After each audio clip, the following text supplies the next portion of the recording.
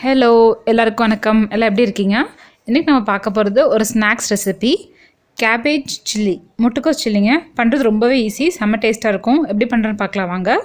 Medium சைஸில் cut பண்ண முட்டைக்கோஸ் 1/2 கிலோ, மைதா 1/4 கப், கார்ன்ஃப்ளவர் மாவு 1/4 கப், உப்பு தேவையான அளவு, மிளகாய்த்தூள் 2 டேபிள் ஸ்பூன், இஞ்சி பூண்டு விழுது 1 ஸ்பூன், தண்ணி தேவையான அளவு எடுத்துக்கோங்க.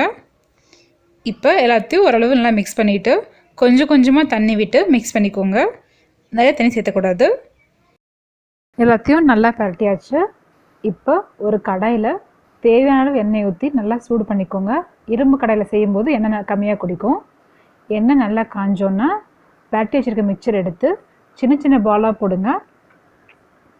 ரொம்ப பெருசாக போட வேண்டாம், போண்டா மாதிரி. இந்த மாதிரி குட்டி குட்டியாக போட்டு அப்பப்போ மிக்ஸ் பண்ணி விட்டுட்டே இருக்கணும் நீங்கள், இல்லைன்னா ரொம்ப தீஞ்சு போயிடும். மிக்ஸ் பண்ணால் தான் நல்லா ஈவனாக குக் ஆகும். இது ரொம்ப சீக்கிரம் செஞ்சிடலாங்க. குட்டீஸ்க்கு பெரியவங்களுக்கு எல்லாத்துக்குமே ரொம்ப பிடிக்கும். வீட்டில் முட்டைக்கோஸ் இருந்துச்சுன்னா கண்டிப்பாக அதை ட்ரை பண்ணி பாருங்கள். இப்போ இது நல்லா வெந்துருச்சு.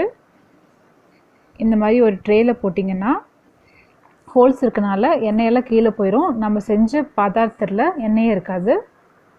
இது மாதிரி எல்லாத்தையும் போட்டு பொரிச்சு எடுத்துக்கோங்க. அவ்வளோதாங்க, நம்மளோட கிறிஸ்பியான உள்ள சாஃப்டி அண்ட் ஜூஸியான முட்டைக்கோஸ் சில்லி சூப்பர் ரெடி ஆயிடுச்சு. இது சட்டுன்னு பண்ணக்கூடிய ஈவினிங் ஸ்நாக்ஸ்.